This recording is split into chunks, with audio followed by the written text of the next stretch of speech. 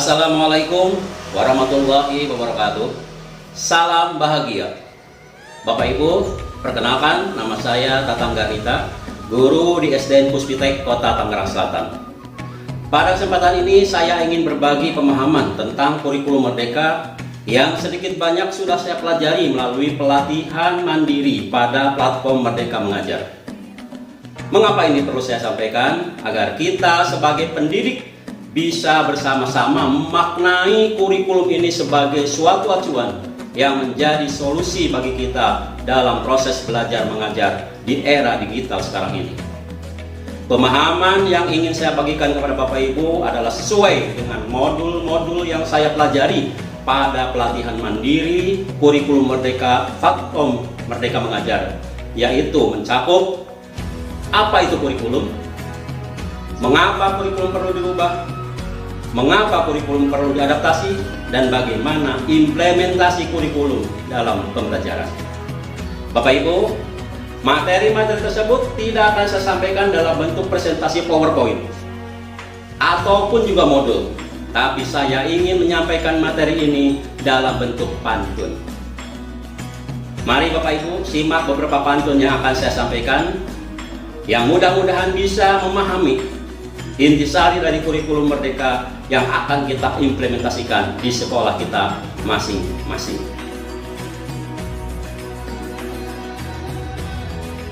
Peri bumi berkalung boneka, bekal belajar di menara kristal.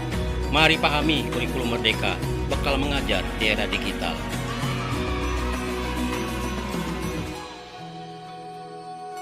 Bapak Ibu, kurikulum merupakan pedoman penyelenggaraan kegiatan pembelajaran untuk mencapai tujuan pendidikan tertentu.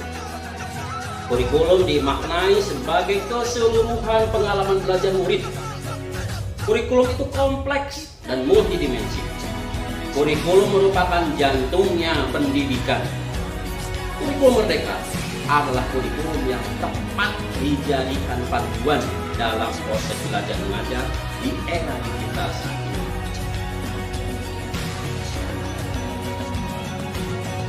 Berjajar kursi sepanjang jalan, mengalun bunga di sisinya.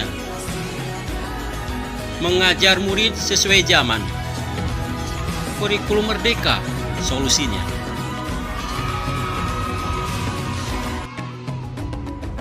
Bapak Ibu, murid kita hidup pada zaman dan keadaan yang sudah berbeda.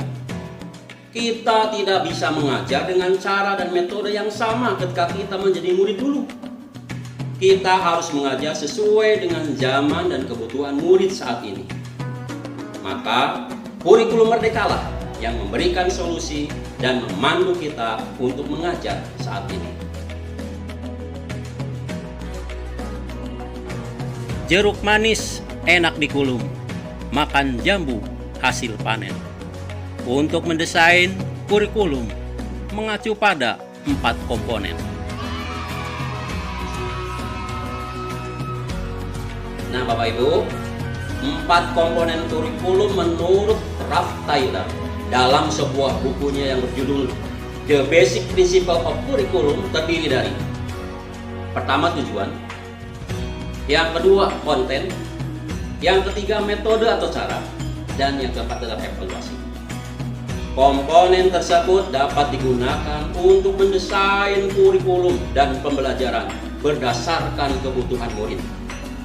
Mulai dari kompetensi apa yang harus dimiliki murid sampai kepada proyeksi masa depan dan bagaimana cara mencapai kompetensi tersebut. Dengan demikian Bapak Ibu, jelaslah bahwa murid menjadi acuan dari kurikulum itu sendiri. Maka kemerdekaan murid dalam belajarlah jantung pengembangan kurikulum.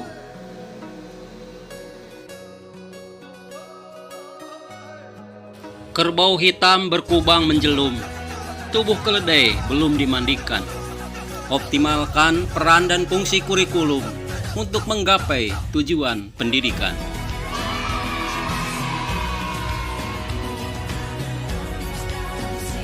Bapak Ibu, kurikulum berperan sebagai pedoman dan acuan kita dalam pembelajaran. Fungsi kurikulum bagi guru adalah untuk memandu dalam proses belajar murid.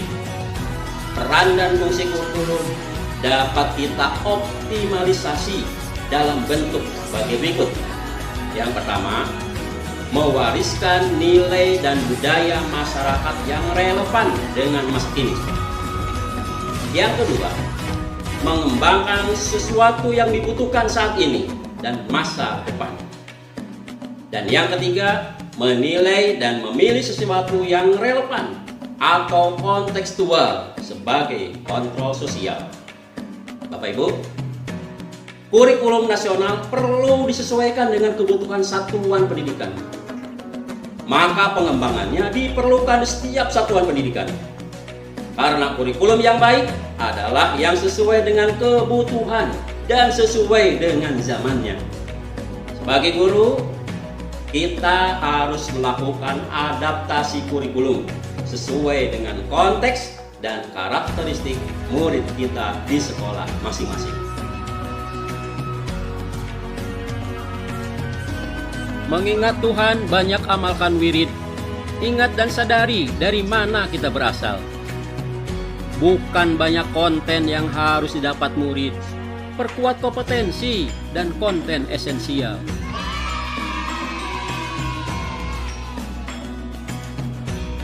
Bapak Ibu, proyek pendidikan 2030 yang dilakukan oleh OECD mengarahkan bahwa kompetensi tidak hanya terfokus pada aspek kognitif, sikap dan psikomotorik, tetapi juga ada value atau nilai yang melengkapi kompetensi murid. Kualitas literasi dan numerasi, kesehatan mental, sosial, dan emosional murid merupakan fondasi yang diperlukan oleh murid. Kompetensi pembelajaran pada paradigma baru menekankan pada penguatan kompetensi dan materi esensial atau bermakna, bukan kepada banyaknya materi atau konten yang didapatkan oleh murid. Proses pembelajaran tersebut salah satunya dapat dilaksanakan melalui proses pembelajaran inquiry yang menekankan kepada rasa ingin tahu sebagai dorongan belajar yang kuat pada murid.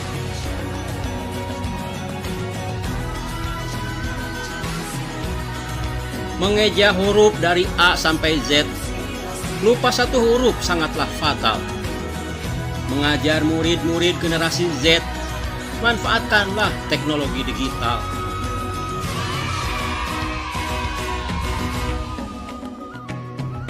Bapak Ibu, perubahan kurikulum sangat diperlukan untuk menyesuaikan dengan kebutuhan murid dan perkembangan zaman saat ini. Kurikulum bersifat dinamis dan terus dikembangkan atau diadaptasi sesuai konteks dan karakteristik murid demi membangun kompetensi sesuai kebutuhan murid kini dan masa yang akan datang. Oleh karena itu Bapak Ibu Guru, ketika kita merancang sebuah kurikulum harus memperhatikan kebutuhan, harus memperhatikan pendapat, pengalaman, hasil belajar, serta kepentingan murid sebagai rujukan utama. Perubahan iklim global, teknologi digital, industri multinasional, dan transformasi budaya merupakan isu baru atau isu kekinian yang menuntut perubahan kurikulum. Bapak Ibu, berbagai penelitian menunjukkan bahwa murid-murid generasi Z dan Alpha sekarang ini sulit dipisahkan dengan media sosial. Hal ini bisa kita manfaatkan untuk pembelajaran. Misalnya dengan meminta murid untuk membuat dan mengumpulkan tugas-tugasnya melalui aplikasi digital yang mereka miliki.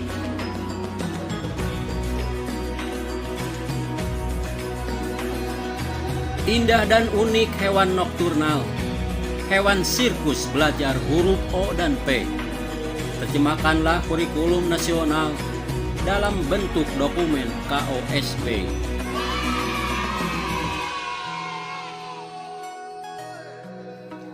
Bapak Ibu, konteks satuan pendidikan yang beragam membuat banyak hal tidak mudah diimplementasikan di dalam kelas. keadaan sekolah yang berbeda-beda, murid-murid yang berbeda-beda, faktor geografis, faktor budaya dan sosiologis, serta adanya perubahan yang terus-menerus terjadi, merupakan sebagian alasan mengapa kurikulum yang ditetapkan secara nasional perlu diadaptasi pada tingkat satuan pendidikan.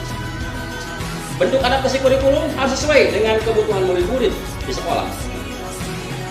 Mari terjemahkanlah kurikulum nasional dalam bentuk kurikulum operasional satuan pendidikan atau kita kenal dengan KOSP. Bapak Ibu, KOSP adalah dokumen hidup, sehingga KOSP dapat disesuaikan dengan kebutuhan murid. Keanekaragaman latar belakang dan kemampuan murid adalah tolok ukur adaptasi KOSP. Tujuannya adalah untuk memastikan bahwa setiap saat murid akan berkembang sesuai dengan zamannya. Bapak Ibu, kerangka dasar KOSP terdiri dari yang pertama tujuan pendidikan nasional, yang kedua profil pelajar Pancasila, yang ketiga struktur kurikulum, yang keempat prinsip pembelajaran, dan yang kelima asesmen capaian pembelajaran. Tapi selain itu, visi dan misi sekolah juga perlu diintegrasikan dalam KOSP. Dan yang perlu diingat Bapak Ibu, 5 prinsip dalam pengembangan KOSP. Yang pertama, berpusat pada murid. Yang kedua, kontekstual. Yang ketiga, esensial. Yang keempat, akuntabel. Yang kelima, melibatkan berbagai pemangku kepentingan.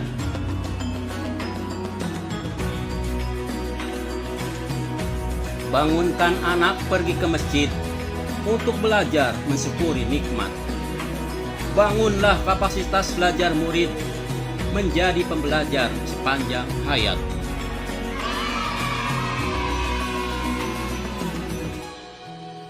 Bapak Ibu, pembelajaran merupakan implementasi kurikulum di kelas. Pantun yang tadi merupakan salah satu dari 5 prinsip umum pembelajaran sebagai implementasi kurikulum. Lengkapnya, kelima prinsip umum pembelajaran itu adalah: yang pertama, harus mempertimbangkan kebutuhan capaian belajar murid saat ini. Yang kedua, membangun kapasitas belajar murid menjadi pembelajar sepanjang hayat. Yang ketiga, mendukung perkembangan kognitif dan karakter murid. Yang keempat, menyesuaikan konteks kehidupan murid. Dan yang kelima, harus mengarah kepada masa depan yang berkelanjutan. Pergi merantau, siapkan perbekalan. Bertemu artis berinisial KD. Mari pahami capaian pembelajaran sebagai pengganti KI dan KD.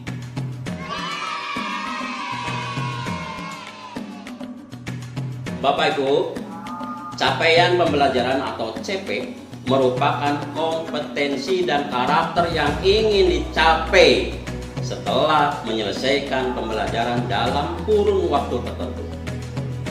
Capaian pembelajaran atau CP ini setara dengan kompetensi inti atau KI dan kompetensi dasar atau KD pada kurikulum 2013. Dalam kurikulum Merdeka, capaian belajar disusun dengan memperhatikan tahapan-tahapan perkembangan murid sesuai usianya.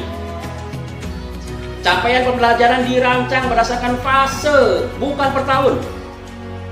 Satu fase memiliki rentang 2 tahun. Dengan begitu, rentang waktu untuk murid menguasai kompetensi lebih lama. Murid dan guru punya waktu yang leluasa untuk mengembangkan kompetensi dan memperdalam pemahaman. Nah Bapak Ibu, capaian pembelajaran atau CV fokus memuat 2 hal utama. Yang pertama adalah kompetensi inti, dan yang kedua adalah konten esensial. dengan tujuan mendorong proses pembelajaran yang mendalam pada murid. Seberapa dalam konten isi yang akan disampaikan dapat disesuaikan dengan kompetensi awal murid. Capaian pembelajaran tercapai ini disusun sesuai tahapan perkembangan sosial murid. Hal ini sesuai sejalan dengan prinsip teaching at the right level, mengajar pada tahap yang sesuai. Nah, Bapak Ibu, pembelajaran yang memperhatikan perbedaan keunikan siswa ini dikenal dengan pembelajaran berdiferensiasi.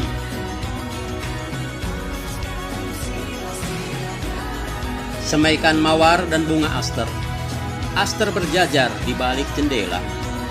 Tanamkan murid benih karakter. Karakter pelajar Pancasila.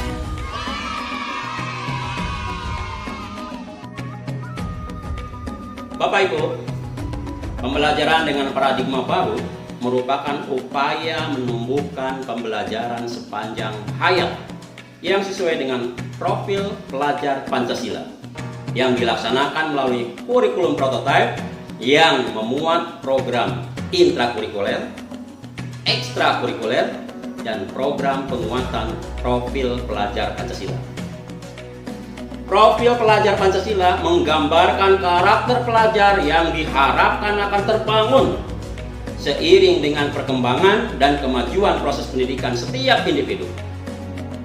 Profil pelajar Pancasila dijabarkan melalui 6 dimensi. Pertama, beriman, bertakwa kepada Tuhan Yang Maha Esa dan berakhlak mulia. Kedua, mandiri. Yang ketiga, bernalar kritis. Yang keempat, kreatif. Yang kelima, bergotong royong. Dan yang keenam adalah berkebinekaan global. Profil pelajar Pancasila merupakan kompetensi atau karakter yang menjadi fokus setiap pendidikan nasional. Merumuskannya adalah langkah pertama yang sangat penting dalam penyusunan strategi peningkatan kualitas pendidikan di Indonesia, termasuk dalam perencanaan kurikulum. Kegiatan belajar dan pengalaman sehari-hari murid harus terkait dengan ke-6 dimensi profil pelajar Pancasila tersebut. Dengan kata lain, ke-6 dimensi profil pelajar Pancasila itu harus menjadi rujukan kita bagi guru dalam menurunkan capaian pembelajaran menjadi alur tujuan pembelajaran atau ATP maupun menjadi modul ajar. Profil pelajar Pancasila merupakan benih yang harus ditanam dan dirawat agar tumbuh subur pada murid-murid kita.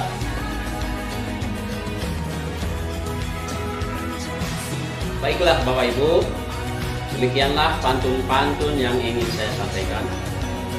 Semoga dapat menginspirasi dan memberikan motivasi lebih semangat dalam mengimplementasikan kurikulum baru, yaitu kurikulum merdeka.